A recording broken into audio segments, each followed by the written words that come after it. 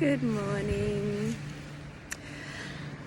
So I'm just sitting out on the rocks on the Trinity Beach, South End, this morning, and it's Monday morning, and on Friday night I shared a really beautiful grief circle and ceremony.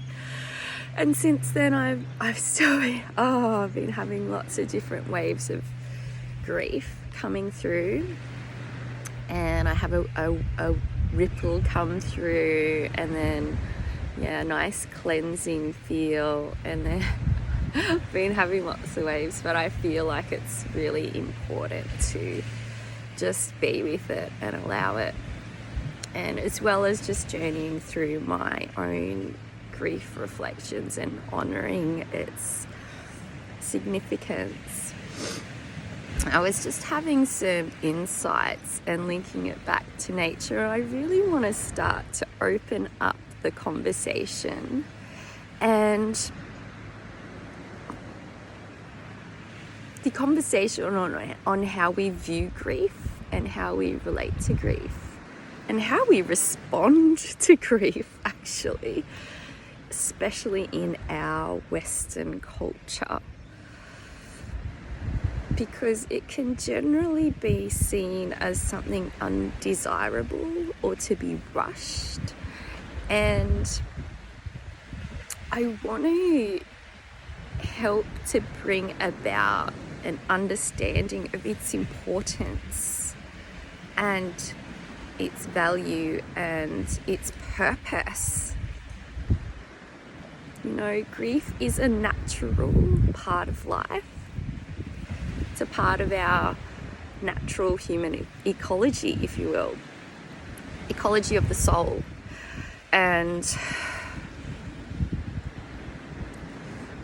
by disallowing or shaming grief or turning away from grief, we're really disrespecting and dishonoring grief.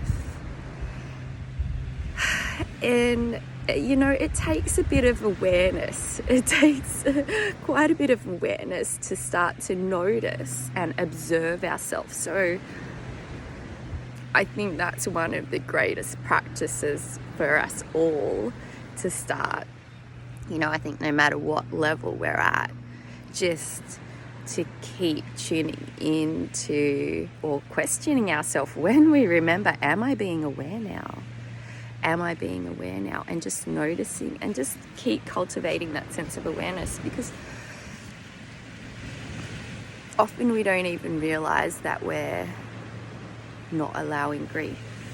It's a habitual response to think that we should, or that somebody should be getting through it.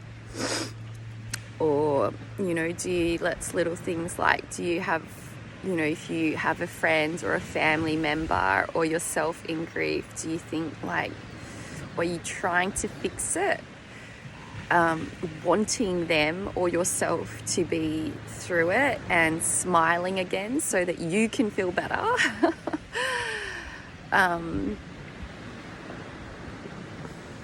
mean, I'm pretty blessed that I have cultivated quite a beautiful community around myself through sharing, I guess, my beliefs and my work, and that draws people that are like-minded towards me. But, you know, there are also other people that I am close to, even family members that are not so understanding and well-versed, and can be very well-meaning, but at the same time very dishonoring of somebody's natural process. So the analogy I came to was reflecting on, because we're up here in far north Queensland, and when I had if you've been following me for a while, you will know that I spent about a decade, good part of a decade, living mostly off-grid and remote up here in far north Queensland, and that was a huge journey and rite of passage for me. And earlier this year I have stepped away from that life, and that's definitely a part of my grief at the moment. Some layers of my grief that's coming through, but many others as well. But during that period of time, whereas I used to go to a lot of seminars and I was so remote and isolated and didn't even, initially for the first few years, didn't have much internet as well. Although in the latter years we did have great internet by satellite.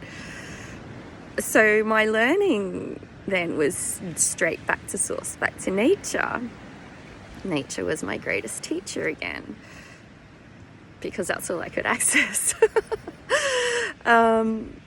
So in far north Queensland, wet season, or just the seasons, right? We have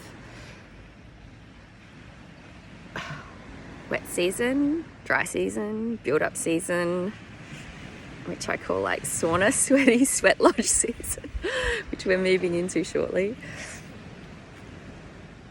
The seasons are changing a little bit now, but that's generally what they are. And if we didn't have all those seasons, we wouldn't have the beautiful, lush, tropical rainforests and the most delicious, amazing, spectacular rainforest fruits. And you know what? Like the wet season, the stormy season, wet season, when there can be, you know, days and days and days of lots and lots of rain, which I'm going to, you know, let that symbolize, say, a grief season, we wouldn't have all those tropical fruits. Those fruits come on from the wet and they're having the dry and then the wet. And in the wet season, I know from living on the land, like it's hard to grow. There's a lot of, you know, veggies and stuff that are hard to grow during that time of year, but it's just abundant in tropical fruits. And then in the dry season, there's not so many tropical fruits, but that's when you can grow your veggies.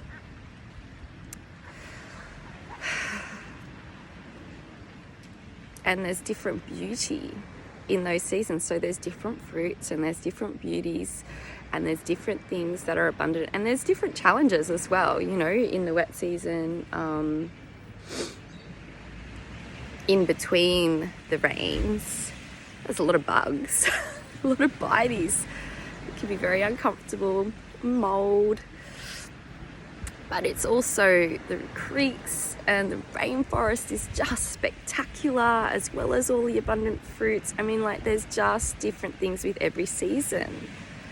And it creates this beautiful, lush landscape that we have up here. But, you know, if you're somewhere that's just sunny all the time, let's equate that to being buoyant and joyful, and that's beautiful, and I love that being a part of life. But if it never rained, what happens to the earth?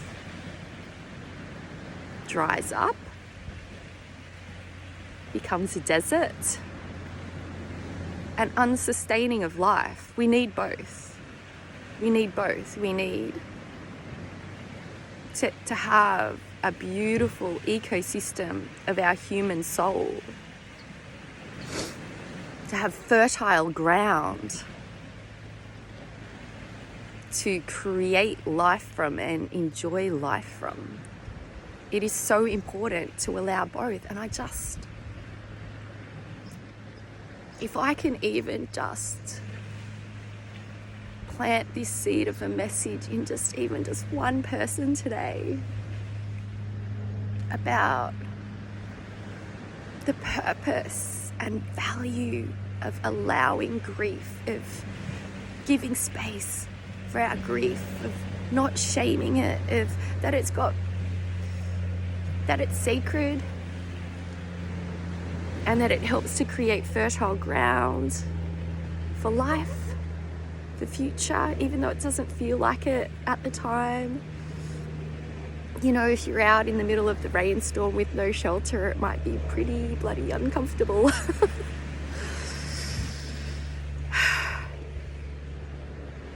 Just to allow the seasons to have their course, and to recognize that they have value and that it's part of an important ecology, and that the more that we disconnect ourselves from nature,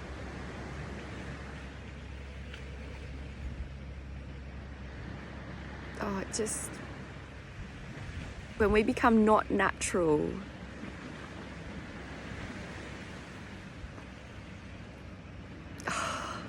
that is a big grief. That is a big sadness. To be so disconnected.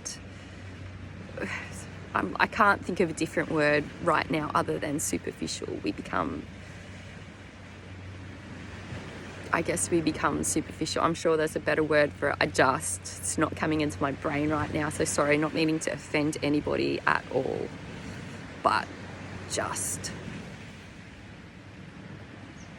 want us to acknowledge and cultivate more awareness around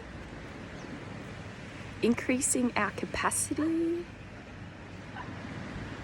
of understanding that grief is valuable and that is natural and it's part of a process and it has a purpose. And yeah, a beautiful example of this is that children's film, which I love, Inside Out. And the two primary characters in there are sadness and joy.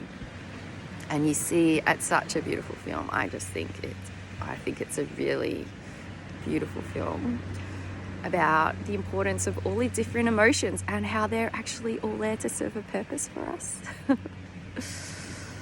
That's all for now. Thanks for watching. I'm Kathy Popwell. If you are interested in these kinds of discussions,